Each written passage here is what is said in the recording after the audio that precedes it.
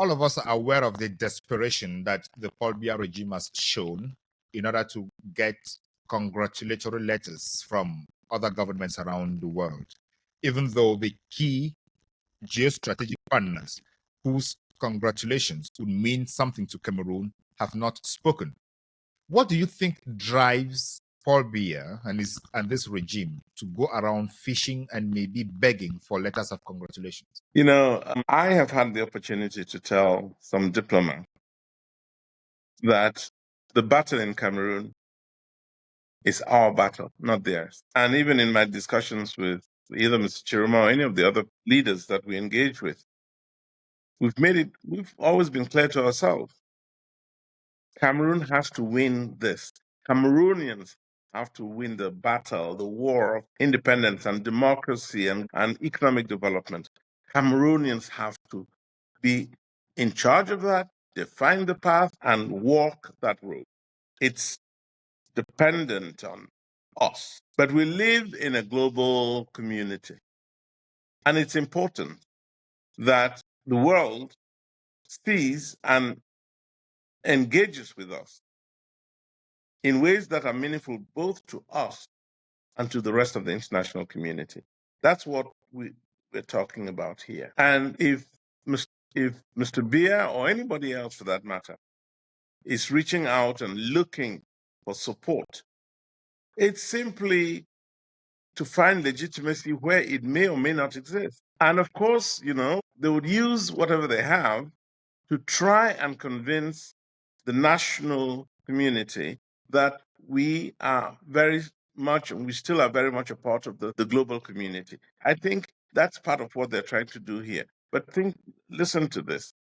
2 countries organized elections in October. 2 friendly, brotherly countries, Cameroon and the Côte d'Ivoire. When the Americans wrote to Mr. Ouattara, who won in the Côte d'Ivoire, they congratulated him for winning an election. When they wrote to Mr. Biya, for reasons that may not be obvious to the rest of us, they did not congratulate Mr. Biya for winning an election.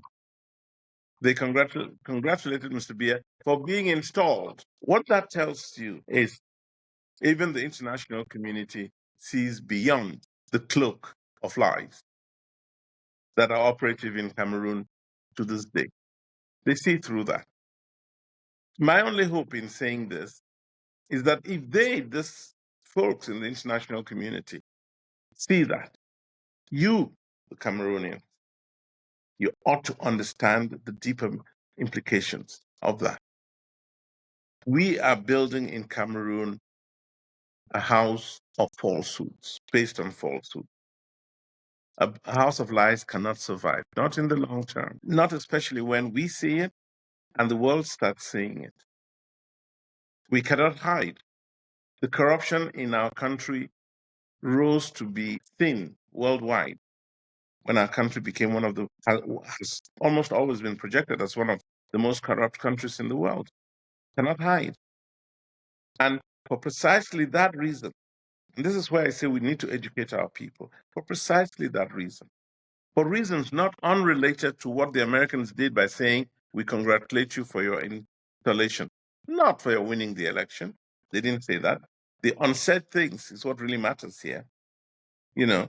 But the world is seeing this, and because the world is seeing it, they're seeing the weaknesses of our institutions, the fact that our institutions are so easily manipulated, whether it's a LECAM, and we can talk about that if you wish, or whether it's the Constitutional Council. What tells some hopeful investor in Cameroon that the laws that have to be respected will be respected in Cameroon? And for that reason, and I've said this over and over, and I've said this many times, no honest investor is interested in Cameroon. Cameroon has not had any significant investments in at least 2 decades. And does that surprise any of us that hundreds of thousands of young people are coming out of colleges and universities and cannot find jobs because this system does not create jobs, the economic system in Cameroon? And why are they not demanding it? Why are they not angry enough to demand it? And, I say this because it is fact. The fact is hundreds of thousands of young Cameroonians cannot find jobs. So they end up on motorbikes, they end up, as Bayam Selams, they end up on the streets. What is it about a rich country like Cameroon that its children have to continue to suffer? And this pain is what we are all dealing with, those of us who are not refuse to be in the system. And that's what Mr. Chiroma is talking about. That's what he wants to change. Mr. Chiroma was in a government where ordinary ministers are building palaces that Hollywood would be proud of. You've heard of one minister who has, and you're in the United States, who has a collection of cars that even Jay Leno, who's known as a car collector in America, Jay Leno will be humbled by. A minister in Cameroon. Think about this, Bernard. Every single car that this minister owns, for him to buy a car that costs $400,000, for him to buy that car, think about the number of coffee farmers whose entire annual earnings will go into buying one car. Think about farmers in the country, what it will take, how many farmers it will take to buy a Lamborghini, to buy the most expensive Rolls Royce on the market. This guy has all of these cars in great numbers, not in 10s or 20s or 30s. This one guy has more. This is proof. And if any minister in Cameroon wants to challenge what I'm saying, let them come into your program and challenge it. And then we'll send a crew. I'll identify the minister and you'll send a crew to take pictures of the cars that he owns. This is insane. This is not governance.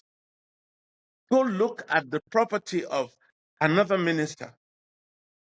It will take 2 White Houses to be equal to that, to a house by this minister.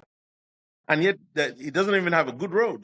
He has a road in his house, but not a good road that leads to it. Because the good road that leads to it will be used by ordinary Cameroonians. And that's not who he cares for. These are not only the complexities, but the unfortunate truths of our system that we're all fighting against. You must have heard of ministers over the summer who were competing to organize weddings for their children. Good thing, and it's a wonderful thing to organize a good wedding for your children, but not in the millions of dollars. I'm not talking about CFA francs. What does this say about who we are? Have we become that? That we're so indifferent?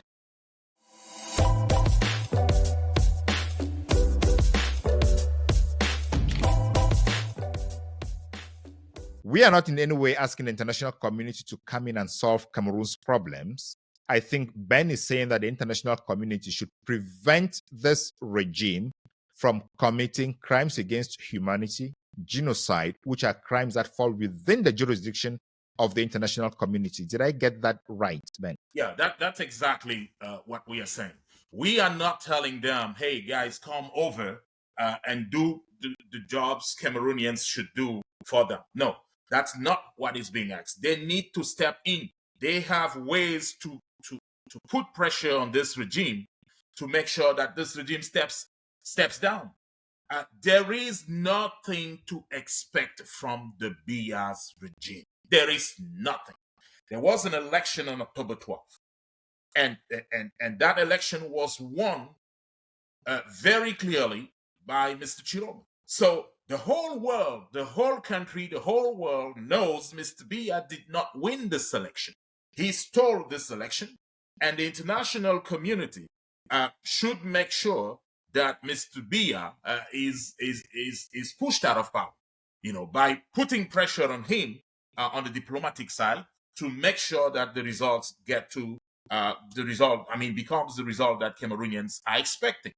And that's what we are saying. And there are elements that show us that since Mr. Biya knows he lost the election, he knows the Cameroonian people will not let it go this time. So he's preparing for the worst.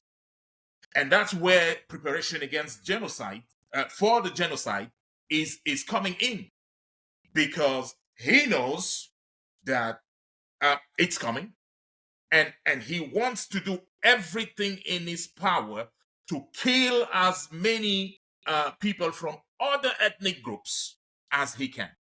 And he's preparing for that right now. So Cameroonians should do what they have to do. They need to understand that they too have a role to play. It's not going to be all about the international community. They, as Cameroonians, Let's round up with the international community, and we'll talk about what Cameroonians can do and should be doing to prevent what you call a genocide. The international community, mostly those who advocate for democratic governance, have not recognized the elections. The EU skipped and said there is post-electoral violence, and they did not recognize the outcome of the elections. They didn't say either that the elections were rigged, but they did not congratulate Paul Biya for the elections. The US congratulated Paul Biya on his inauguration and not the elections. They definitely have their reasons and the evidence to support their decisions. So now, what evidence, because I don't expect that you think that those diplomats would watch this program and then make diplomatic decisions. They would definitely want more evidence. Have you approached them with any form of evidence to let them know what you are basing your arguments on? Yeah, we are working with people in Congress, for instance, trying to make sure that they know what's happening in Cameroon. I've had a few meetings already in Congress, and I'm supposed to be back to Congress this week, sometime this week. So to make sure that this case, continues. And when they understand what is happening, most congressmen and women take the right decision. They make that right decision. So our job is to make sure that everyone involved knows what's happening, understands what's being done currently, what is done by the Cameroonian government to kill as many people as they can. So that's our job, and that's what we are doing. We understand that there are historical ties between France and Cameroon. Those ties cannot be denied, and so that's the reason why we also push the French government to make sure that the Cameroonian people are helped. And that's the reason why we have this back and forth between France and Europe. We are also working with African governments. There are countries in Africa. We're discussing with those countries to make sure they understand the urgency of the moment, and we tell them they shouldn't sit back. This is the time the Cameroonian people needs help, and they need to help the Cameroonian people. And so that's what we are doing at the international level to make sure that things are better at that level. But I want to insist on the Cameroonian people themselves, because no one will come and do their jobs for them. They need to understand that. I'm tired of hearing Cameroonians speak as if it's the international community that should come and do everything for them. There are things they can do. There are things they should do. If you are on the ground, if you are in Cameroon, chances are, you have been or will be contacted in the next few days. Because we are running an inventory of people who can help. If you are from the army and you are in Cameroon, chances are someone has approached you about this. So when that happens, you need to make yourself available for the people of Cameroon, for the people of Cameroon. You need to make yourself available to fight this fight on behalf of the people of Cameroon. If you are in the diaspora, you are not able to go to the ground, to go on the ground there and then do the job that needs to be done there.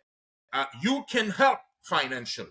There are logistical issues that we are currently facing. I told you there are about 10,000 people. This is a rainy season in Africa. So things need to be done. You know, people need to eat. They need food. They need logistical tools to be able to advance normally. And those are some of the things that are holding us back, because otherwise we would be more advanced than this. I've approached so many people in the diaspora, you know, those who have the ability to act on behalf of the people. But I'm sorry to say that nearly none of them wanted to have anything to do with this. You know, saying, okay, the government is going to deal with that. There is no government that's going to deal with that. If we don't help the Cameroonian people now, there's going to be a genocide in Cameroon. Mr. Biya has shown that he can do it. He's done it before, and he's willing and ready to do it again.